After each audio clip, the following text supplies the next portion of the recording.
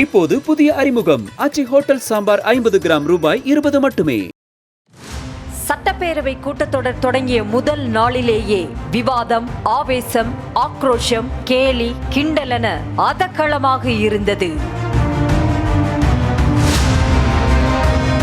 மதுரை மாவட்டம் மேலூர் அருகே அரிட்டாப்பட்டி, நாயக்கர்பட்டி ஆகிய பகுதிகளில் மலையை வெட்டி டங்ஸ்டன் கனிமம் எடுக்கும் சுரங்கம் அமைக்க இந்துஸ்தான் ஜிங்க் நிறுவனத்திற்கு மத்திய அரசு அனுமதி அளித்திருக்கும் நிலையில் அதனை எதிர்க்கும் தனி தீர்மானத்தை நீர்வளத்துறை அமைச்சர் துரைமுருகன் தாக்கல் செய்தார். மதுரை மாவட்டம் மேலூர் வட்டம் நாயக்கர்பட்டி கிராமத்தில் இந்துஸ்தான் ஜிங்க் நிறுவனத்திற்கு வழங்கப்பட்ட டங்ஸ்டன் சுரங்க உரிமத்தை உடனடியாக ரத்து செய்திடவும், மாநில அரசுகளின் அனுமதியின்றி எந்த சுரங்க உரிமத்தை வழங்கக்கூடாது என்றும் ஒன்றிய அரசை வலியுறுத்தி இந்த பேரவை ஒருமனமாக தீர்மானிக்கிறது.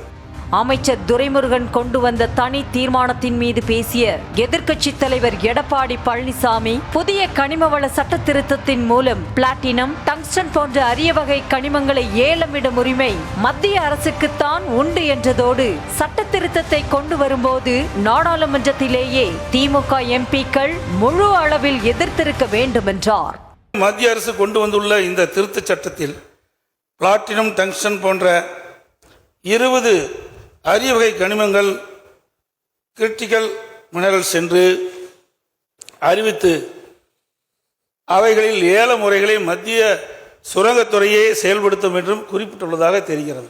இந்த சட்ட திருத்தம் நாடாளுமன்றத்தில் கொண்டு வரப்படும் போது திராவிட முன்னேற்ற கழகத்தைச் சேர்ந்த எம்பிக்கள் மற்றும் அதன் கூட்டணி கட்சியைச் சேர்ந்த எம்பிக்கள் முழு அளவில் அழுத்தம் கொடுத்து அங்கேயே சட்ட திருத்தத்தை தடுத்து நிறுத்தியிருக்கலாம்.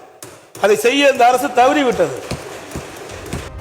எதிர்க்கட்சி தலைவர் எடப்பாடி பழனிசாமி புகாருக்கு மறுப்பு தெரிவித்த முதலமைச்சர் மு.க. ஸ்டாலின், சட்ட திருத்தம் கொண்டு வந்த போதே திமுக எம்பிக்கள் எதிர்ப்பு தெரிவித்ததாக சுட்டிக்காட்டியதோடு இபிஎஸ் தவறான தகவல்களை பதிவு செய்வதாக தெரிவித்தார். இங்கே எதிர்க்கட்சி தலைவர் அவர்கள், நாடாளுமன்றத்தில் உங்கள் உறுப்பினர் இருக்கிறாங்களா, இவ்வளவு பேர் இருக்கிறாங்கன்னு பெருமையாக பேசுறீங்களா, என்ன செஞ்சீங்க அப்படின்னு ஒரு கேள்வியை கேட்டார்.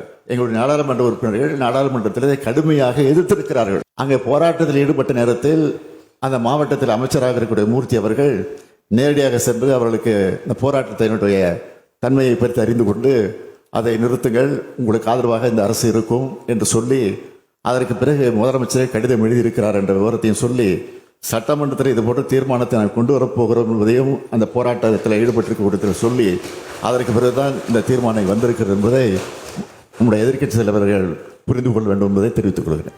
தொடர்ந்து பேசிய எதிர்க்கட்சி தலைவர் எடப்பாடி பழனிசாமி, பிப்ரவரி மாதமே டங்ஸ்டன் சுரங்கம் அமைக்க ஒப்பந்த புள்ளி கோரப்பட்ட நிலையில் 10 மாதங்களாக என்ன செய்து கொண்டிருந்தீர்கள் என இன்னும் ஆவேசமாகவே அவையே அனல் பறந்தது. மேலும் சுரங்கம் அமைப்பதை நிறுத்த வேண்டுமென எந்த கடிதமும் தங்களுக்கு எழுதவில்லை என மத்திய சுரங்கத்துறை அமைச்சகமே எக்ஸ் பக்கத்தில் தெரிவித்ததாக எடப்பாடி பழனிசாமி கூறினார். ஒப்பந்தம் போட்டு 10 மாதங்களாக அமைதியாக இருந்ததுதான் மக்கள் போராட்டம் நடத்த காரணம் என இபிஎஸ் ஆக்ரோஷமானார். பிப்ரவரி மாசமே ஒப்பந்த புள்ளி கோரப்பட்டு விட்டது. 10 மாசம் என்ன பண்ணீங்க? அரசாங்கம் தான் நடத்திட்டு இருக்கிறீங்க. சுரங்கத்தை தடுத்து நிறுத்த வேண்டும் என்று எந்த கடிதமும் மத்திய அரசு எழுதவில்லை என்று எக்ஸ் வலைதளத்தில் மத்திய சுரங்கத்துறை அமைச்சர் வெளியிட்டிருக்கிறாங்க. அதுக்கு என்ன பதில் கொடுக்க போறீங்க? அப்போது எழுந்த முதலமைச்சர், வேகமாக பேசுவதால் எதையோ சாதித்ததாக நினைக்க வேண்டாம் என பதிலடி கொடுத்ததால் அவையில் அனல் பறந்தது.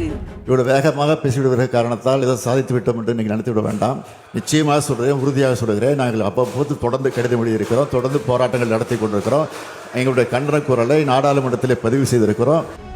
இதனையடுத்து மக்கள் பிரச்சனையில் நாடாளுமன்றத்தை முடக்கும் அளவுக்கு குரல் கொடுத்திருக்க வேண்டுமென எடப்பாடி பழனிசாமி கூறிய நிலையில் சட்டத்தை கொண்டு வரும்போது எதிர்ப்புதான் தெரிவிக்க முடியும், பெரும்பான்மையோடு இருப்பதால் எதிர்ப்பு வந்தாலும் பாஜக சட்டத்தை நிறைவேற்றுகிறது என முதலமைச்சர் விளக்கம் அளித்தார். பேரவைத் தலைவர்களே, மாநிலத்தினுடைய உரிமை பறிபோகின்ற பொழுது அதற்கு ஏற்றவாறு நாடாளுமன்றத்திலே நம்ம நாடாளுமன்றம் அழுத்தம் கொடுத்திருக்கணும். அவை ஒத்துழைக்கின்ற அளவிற்கு அழுத்தம் கொடுத்தா தான் அது நடக்கும். சட்டம் நிறைவேறியாச்சு. இப்ப சட்டம் நிறைவேறின பிறகு நீங்க தீர்மானம் கொண்டு வந்து என்ன செய்ய போறீங்க சொல்லுங்க. தீர்மானத்தை ஒரு முறை பண்ண முடியாது முதலமைச்சர். சட்டம் நிறைவேறதுன்னா எங்களுடைய ஆதரவு நிறைவேறுச்சு. நாங்கள் எதிர்ப்பு தெரிவிச்சிருக்கிறோம். அது நாடாளுமன்றத்தில் பதிவாயிருக்கு. எப்படி நிறைவேறதுன்னா நாங்கள தடுத்துக்க முடியுமா? நாங்கள் மெஜாரிட்டி அவங்க இருக்கும்போது இப்படி பண்ண முடியும் சொல்லுங்கள். அரசு சரியான நேரத்தில் நடவடிக்கை எடுத்திருந்தால் சுரங்கம் அமைப்பதை தடுத்திருக்கலாம் என எடப்பாடி பழனிசாமி கூற, திரும்ப திரும்ப சொன்னதையே சொல்லிக் கொண்டிருப்பதாக கிண்டல் அடித்தார் முதலமைச்சர் மு.க. ஸ்டாலின். முதலமைச்சர் இப்ப கடிதம் எழுதியிருக்கிறார். இது ஒப்பந்த புள்ளி வெடிக்கின்ற பொழுதே கடிதம் எழுதியிருந்தால் இது நிறுத்தப்பட்டிருக்கும். இரண்டாவது, முதலமைச்சர் பேரவைத் தலைவர்களே திரும்ப திரும்ப அதையே சொல்லிக் கொண்டிருக்கிறார். இல்ல ஒன்றிய வாதத்தின் நிறைவில் பேசிய முதலமைச்சர் மு.க. ஸ்டாலின், தாம் முதலமைச்சராக இருக்கும் வரை டங்ஸ்டன் சுரங்கம் அமைக்க அனுமதிக்க முடியாது என்றார். நான் முதலமைச்சராக இருக்கிற வரையில் நிச்சயமாக ஒன்றிய அரசு இந்த திட்டத்தை கொண்டு வர முடியாது. அது வந்தால் அதை தடுத்தே தீர்வோம். இதனையடுத்து மற்ற பிரச்சனைகளை ஒதுக்கி வைத்துவிட்டு தற்போது சுரங்கம் அமைக்க எதிர்ப்பு தெரிவிக்கும் தீர்மானத்திற்கு ஆதரவு அளிக்குமாறு அமைச்சர் துரைமுருகன் வலியுறுத்தி அமர்ந்த அடுத்த நொடியே எழுந்து பேசிய முதலமைச்சர் மு.க. ஸ்டாலின், எதிர்ப்பை மீறி டங்ஸ்டன் சுரங்கம் அமைத்தால் முதலமைச்சர் பதவியிலேயே இருக்க மாட்டேன் என்றார். எந்த காரணத்தை கொண்டும் தமிழ்நாட்டுக்குள்ள அவர்கள் போடக்கூடிய இந்த திட்டம் நிச்சயம் வரக்கூடிய வாய்ப்பே இருக்காது. அதை தடுத்து நிறுத்துவோம். அப்படி ஒரு சூழல் வந்தால் அந்த பொறுப்பில் நான் இருக்க மாட்டேன். முதலமைச்சர் பொறுப்பு இருக்க மாட்டேன். தெளிவாக சொல்லிவிட்டேன். இதனை அடுத்து டங்ஸ்டன் சுரங்கம் அமைக்க எதிர்ப்பு தெரிவிக்கும் தீர்மானம் ஒருமனதாக பேரவையில் நிறைவேற்றப்பட்டது. காரசார வாதத்திற்கு பிறகு தனி தீர்மானத்திற்கு அதிமுக ஆதரவளித்த நிலையில் ஒருமனதாக நிறைவேற்றப்பட்டதாக அறிவிக்கப்பட்டது. இப்போது புதிய அறிமுகம் ஆச்சி ஹோட்டல் சாம்பார் 50 கிராம் ரூபாய் 20 மட்டுமே.